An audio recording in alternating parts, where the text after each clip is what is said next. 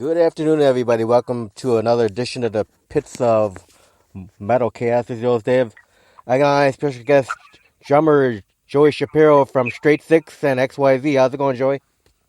Yeah, good man, good. So you guys are, Happy Sunday, bro. yeah, happy Sunday, brother.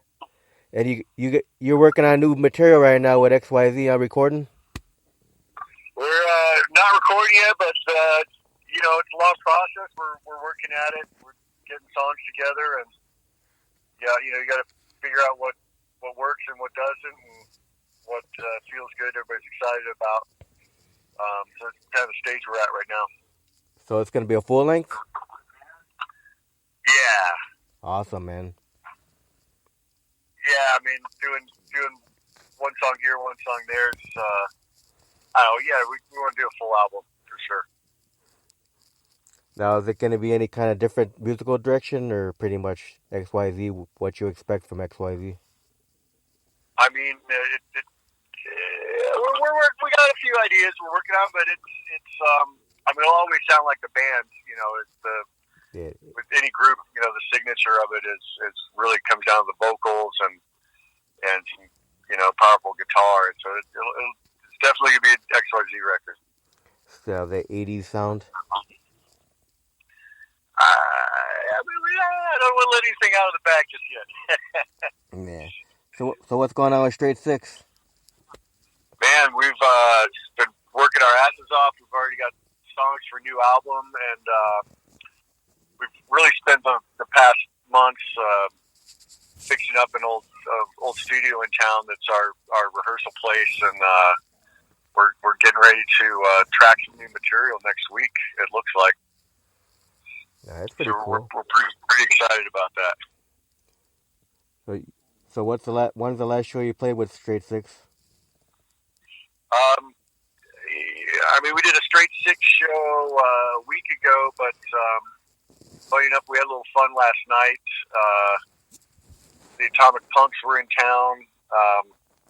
My brother George, who's the drummer for Rick Springfield's band, was on the road with them. So we went and played a set of Sammy Hagar songs.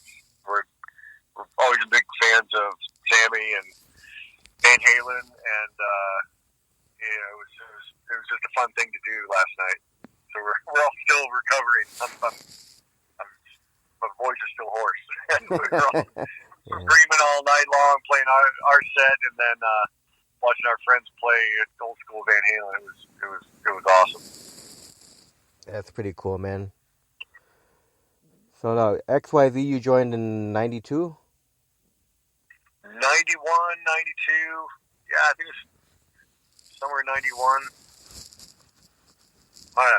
It's a gray area, man. But I Yeah, think it was 92. yeah. Start getting older, man. Your mind starts forgetting stuff, man. Yeah, no, I think it was 91. It may have been 92, but it was sad to say 30 years going on. So what's your fondest memory of being in XYZ, man? Wow. I mean, ones that I can talk about is really when I got the band. They were out doing an acoustic tour without Paul. He wasn't real fond on touring at the time, and that's kind of how I just a chance meeting ran into them when they came through Denver doing an acoustic tour, and I knew a couple of the songs, so we got together and played one or two songs at the Rock Club that night with them, and I mean, really the fondest memories was Larry Moran calling me on the phone at work one day and telling me to call this phone number. And so I called. It was Pat, and wanted to know if I'd go on the road with XYZ that summer. And I said, well, what, do you need a drum tech or what's going on? And they said, no, our tour starts in 2 days. When can you come to LA? So it was pretty nuts. I had about 24 hours to learn 2 albums of material and not really a rehearsal with them, and we're on the road. Wow, that's pretty crazy, man. So, what's your history in music, man? What age did you start playing drums? Well, I started in fourth grade. My dad was a pretty accomplished jazz musician and horn player, and I started out, trying to play the trumpet, with my father, and it was really difficult and was not my thing at all. And I had a best friend at the time. He had a drum set in his basement and he never played, and so we talked him out of it for $100, and I was lucky enough to stumble upon a really cool drum teacher, local shop in town, and that was really my start. I kind of took to it right away. That's pretty So I cool. got started in this whole mess. So, what kind of kit did you play for your first drum kit? First drum set, it was kind of a piece together old Ludwig kit. It was white. Which the hell I still had it. I have no idea what happened to that over the years, but it was nothing fancy. It was by today's standards, just an old student model Ludwig kit. But I started with that, and I don't think I really bought a real drum kit till maybe junior high, I think. Some sort of Yamaha recording custom kit. Well, you're really testing my memory on a Sunday morning here, man. Yeah. Sunday morning at 2:00. So, what kind of drums are you currently playing? I've got a few different things. I'm not really, fully endorsed by anyone, so to speak, where I'd be like stuck just playing one model of drum kit. So, I've got a Ludwig Amber Vista. Didn't get used, and it's some odd sizes and really thin shells. It's got a pretty incredible sound to it, so I'm really happy with that. Last night I played a DW stainless steel drum kit. So this scene, unless you're big group and signed, and we're coming through Denver on tour. So I think it was probably a good 4 groups between my friends in junior high and high school, and a few cover bands that I really loved and had a blast with before then. So I put the number to about 5. Now, which straight six was your fondest memory? Wow. Really putting the song together and making a record from scratch with my friends here. That was definitely a highlight. But recently it was, we were lucky enough to get added to some of the shows on the Tesla tour this summer, and man, that was really something else. The guys in that band were some of the nicest dudes that we've ever met. Sometimes you never know what to expect when you're going to be an opening act for bigger bands. Some just they're not friendly, or the sound man's going to only give you half the PA.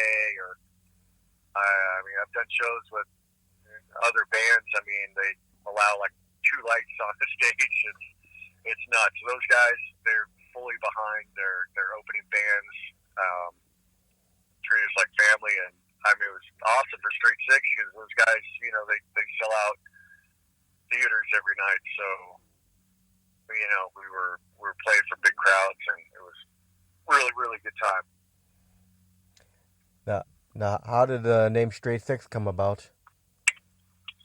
Well, Straight Six, the founder of the band is Glenn Drythe, our bass player, and he had the band Straight Six in L.A. That's where he started it.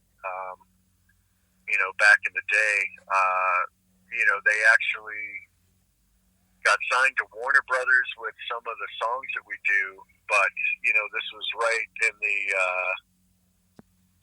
Nirvana destroying rock and roll as we knew it, and the whole Napster fiasco. All the labels really put a freeze on everything they were doing at the time because they really didn't know how to deal with it. So they never record an album, demos, anything. And I've been friends with Glenn since high school. Never got to play in a band really with him, and he's an unbelievable bass player. And so I jumped at the chance when he wanted to put this band together, and he found Jay and Eric, and we really just put all the songs that are on the record together as a band. There was no recordings of anything. We added to it, made them our own, added new songs, and that's really how that came about. That's cool. Now, who are some of your... To answer your question, the reference is, the old 60s muscle cars, the engines were called straight six, just weighted 6 cylinders all in a line. And Glenn's a big car guy, and that's what the name means, and that's where it came from. Wow, that's pretty neat. So now, who are some of your biggest musical influences? Mine? Yeah. Well, right at the top of the list. When I was younger, it was Stuart Copeland with the Police, and the Who. Although I can't play anything like Keith Moon did. Most people can't, but I was a huge fan. That's really what got me into wanting to be a drummer. I was already playing drums. I was my childhood best friend had moved away to Arizona, and I was there visiting over the holidays. Geez, I don't know, man. We were 12, 13, maybe. We snuck out the window of the house and smoked something, and went and saw a midnight viewing of the Who's film, "The Kids Are All Right," and I'll never forget. We didn't know what it was about, other than it was the Who, and I saw that opening scene when the Who was on the Smothers Brothers, and they smashed all their gear, and Keith blew up his bass drum head and bass drum, and coincidentally blew out Pete Townsend's eardrum with that. But that whole scene that happened, and it was right then. That was kind of my. You've heard people say their Beatles moment. That was mine. I saw that. I was like, I have to do that. That's it. And nowadays, after those bands, one of my favorite groups is Van Halen. Alex Van Halen, incredible drummer. I really think he was overshadowed by his brother being such an influential guitar player. The focus for that band was really on the guitar, but some of the drumming he did, what those guys accomplished, is incredible. Yeah. Now,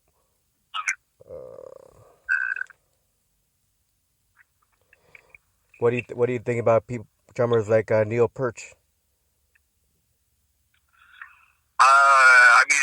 I'm a Rush fan. That I gravitate more towards styles of drumming that I can play. So he's obviously one of the world's greatest. But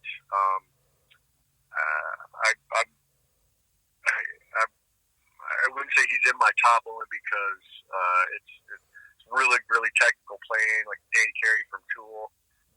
That's I saw them in concert 2 weeks ago, and he's absolutely a master drummer. But that's not the style of playing I do.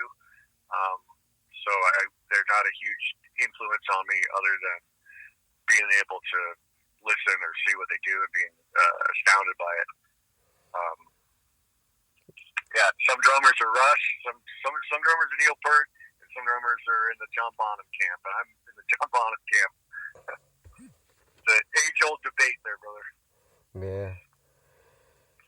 Yeah, one of the drummers I used to like was Terry Bozzio for Missing Persons.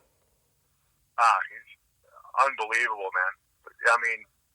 Some of the stuff those guys do is just so far to the outside, and it's drummers can relate to it, but the general masses listening to that, they need to hear a 2/4 beat and something they can, dance or groove to. But it's a complete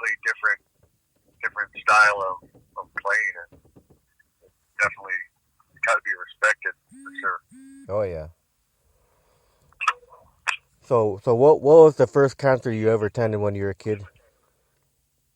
My first concert was in Boulder, Colorado at Folsom Field, which is the big outdoor stadium that you're ever watching college football games and you see the CU Buffs playing, completely trash the neighborhood on the way in or out of the stadium. That was one of the last concerts they had there for, boy, maybe 20 years or so. And they still don't do big rock shows there. I mean, back then they'd have, the Sunday number ones and twos with Scorpions and Ozzy and all kinds of crazy stuff. But yeah, that was my first show with the Rolling Stones. Wow, that had been a awesome concert, man. Surprisingly enough, for me, the favorite part of that show was Heart. They were on fire that day. Yeah, and now, how many times have you been out of the country to play shows?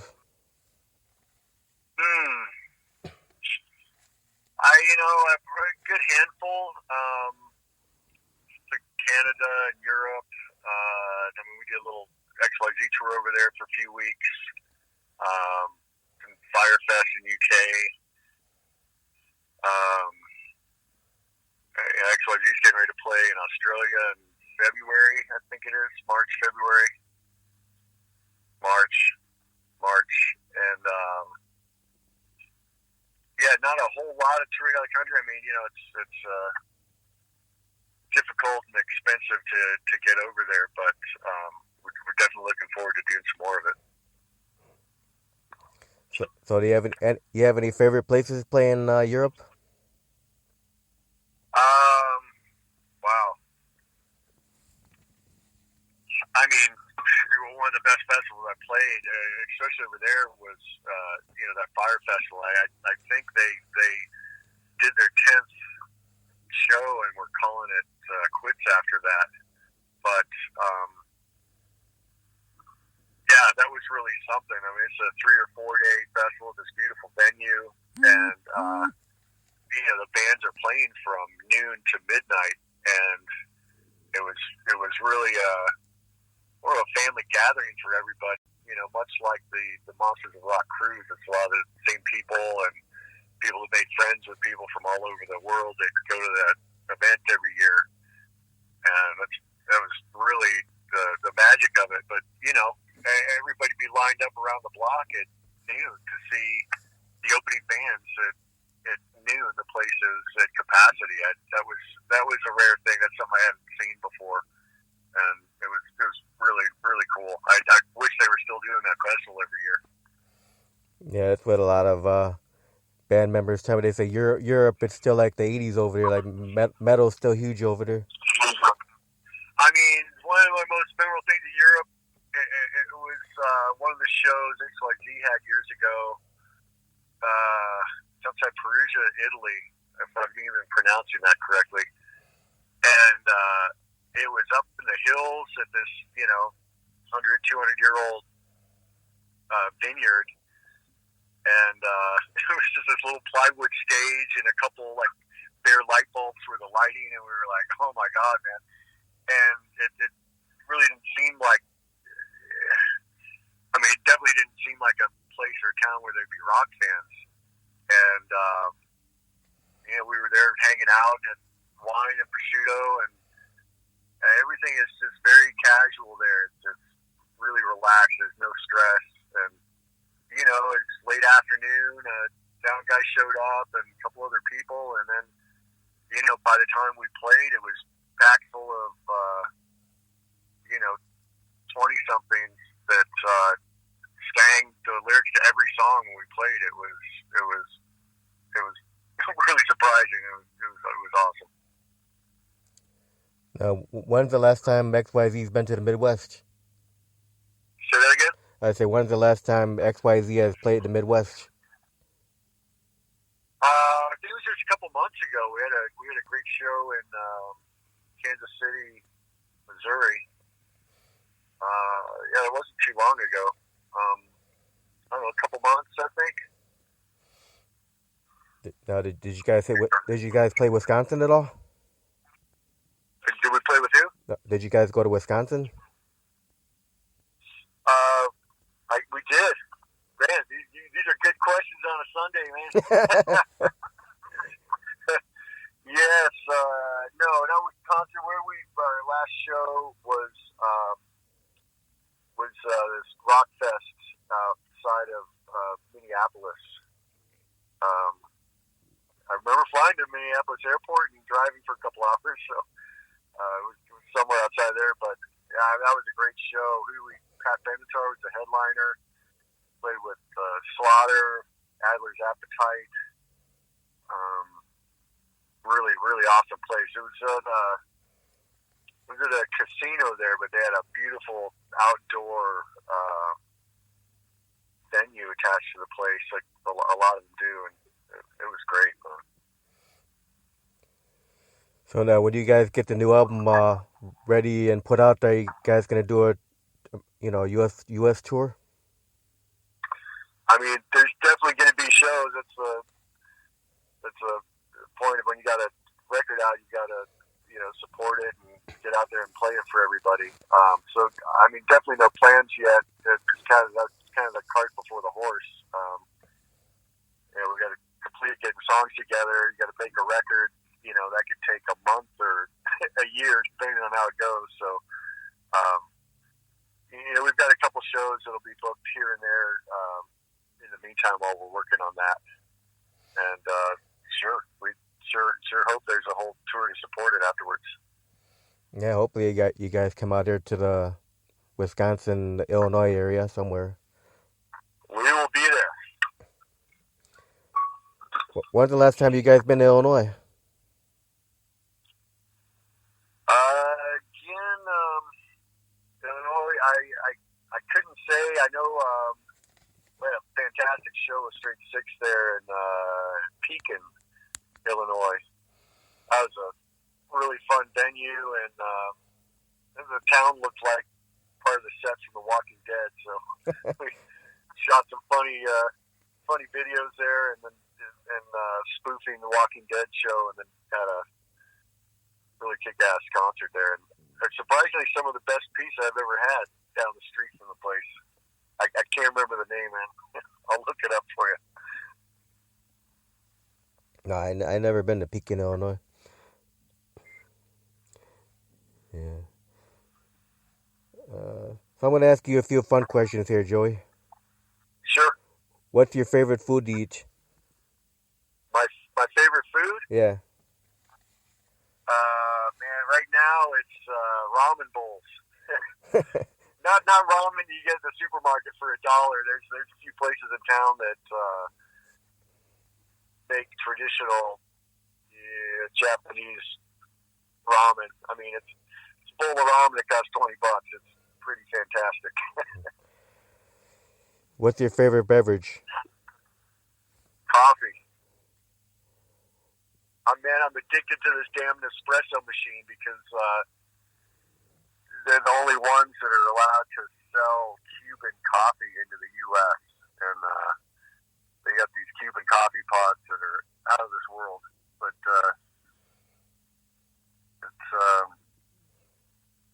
it's good stuff, man. I'm high as shit on it right now. Yeah. Now, what would be your top 3 favorite bands of all time? Shit, man. I think I only ran them down there. I mean, not in any order, but Zeppelin, The Police, and The Who. That was my main bands growing up. And it's hard to break away from what you really first got into as a kid. But I mean, had I started listening to Van Halen before those other bands, I mean, they'd be at the top. So you got to give me 4. All right. Now, besides doing drumming and playing in bands, do you have any other hobbies? Yeah, I mean, I wouldn't call it a hobby, but a big passion of mine is the art of recording music, not just so much playing on a recording, but we've got a private studio here in Denver. We've spent the past year putting together, and we're going to be doing some really really awesome recording projects here, but it's a big passion of mine right now. Now, after all these years in the music business, what still keeps you passionate about it? You know, it's really that feeling you get when you play a show. I don't care if it's a small venue or a theater or what it is. It's I mean, it's what I love to do, and I'm never motivated by the business of music. You're always going to be disappointed if that's your motivation with it. It's about the love and the joy of music, and hey man, if a couple bucks come your way from doing that to feed yourself or whatnot, that's just the added bonus. Now, as far as your musical career goes, do you have anything on a bucket list that you haven't done in your musical career yet that you still like to accomplish? Yeah, sure. I hope to accomplish that this next summer, but one of the world's most famous venues is Red Rocks Amphitheater here in outside of Denver, and seen a million shows there, seen a million incredible shows there, but never got to play the place. So that's right at the top of my bucket list. All right, now, what do you think are the pros and cons of the music business? What? Say that again? What would you consider to be the pros and the cons in the music business these days? Wow, these days it's just different, man. I mean, there's a lot of cons. I'm not sure the pros yet. I'm still trying to figure that out. But it's very different from what we grew up with doing. There was MTV and a few major labels, and that was it. So everybody had a 24/7 blinders, single-minded goal of you had to get a major record deal. That was like the only way for anything to happen for your band. And that's, of course, changed drastically. And I don't know. The state of music right now, I think it's sad. It's great. There's fantastic music coming out. Don't get me wrong. But, man, I watch these TV shows with these kids coming on that are singing cover songs and people calling them artists.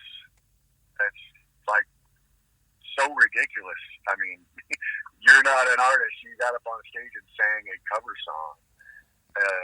So I don't know. I'm a little jaded about that part of it, but I do like that pretty much anybody can record stuff in their bedroom and stick it on YouTube, and that's their avenue to some success, whatever your definition of success is in the music business. But I mean, there's people in the top 10 that just made some bedroom recordings with their webcam, and I mean, look at Charlie Puth, for instance, or Bieber. I mean, all these guys, they were doing videos in their bedroom and uploading them to YouTube, and that's how they were able to make it happen.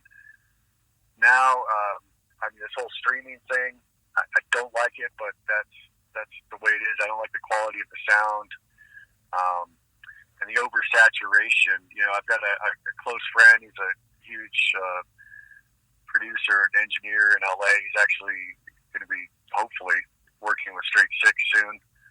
But he put a quote out on Facebook. I wish I could remember exactly what he said while we're talking on the phone, but it's something to the effect of he posted how many songs are released through Spotify on a daily or weekly or monthly basis, and it's just astounding. It's something like 40,000 new songs are uploaded to their service.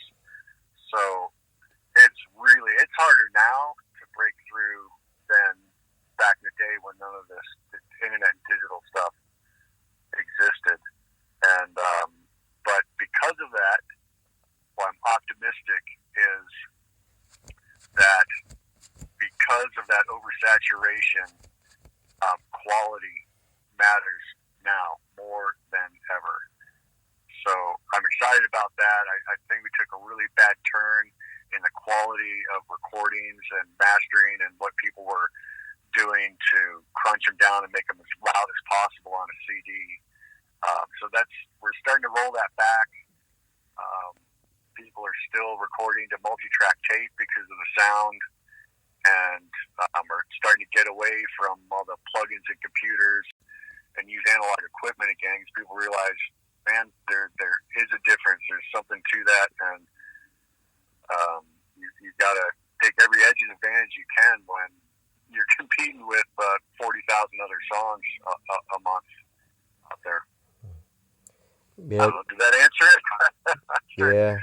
It's good. It's good to see vinyl making a comeback too.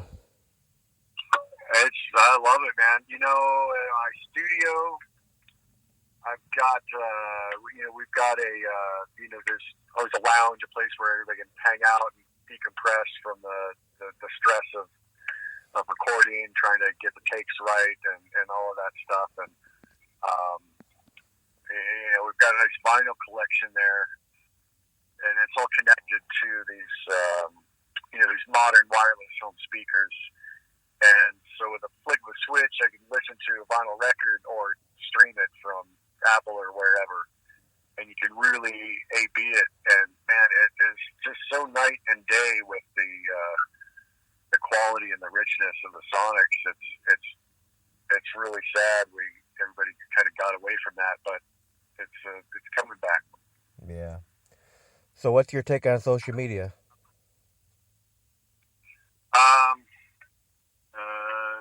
Two words is an evil necessity. Yeah, it's got a double-edged sword. Now, for you, do you have one funny or embarrassing moment with either of the two bands that you could share? Not that I want to share. You don't got any rated like PG stories? I'm thinking, man. No, it's coming to mind just yet, but let me think on that. You never fell over on the stage or anything? Oh, hell yeah, man. I mean, sometimes I get excited and jump up and stand on the drum kit, and there's a couple times I've not landed on my feet. The song's still going. You gotta jump in and try not make it a train wreck. Yeah. So now, with Straight Six, where do you see Straight Six in the next say 5 years from now? 5 years, shit, man. I'm just looking. I'm looking like 2-3 months down the road here. I mean, hey, I'd love to be a few records deep with Straight Six, and even more fans. Have a song or two or a few or a whole album that's really caught on, and being able to tour as much as possible. I mean, that's really the name of the game. That's what we love to do. Is what we do. Playing live and writing and recording songs. So whatever we've got to do to keep moving that forward. That's the name of the game. Awesome. Well, Joey, I want to thank you very much for taking time to do this interview. Hey, thanks, man. I can't believe we're all up on a Sunday at 2:00. You have any final words or any closing comments or whatever? No, yeah, man. It's really kind of I guess if I said 50 Shades of Grey, people would relate to that if they suffered through that movie or book. But I mean, it's really a song about a little BDSM, so to speak. All right, cool. I'm gonna spin that song when we close out. So, thanks again, Joey. Thanks, Dave. You're awesome, brother. You have an awesome day, brother. Thanks, man. Bye. Bye. Bye.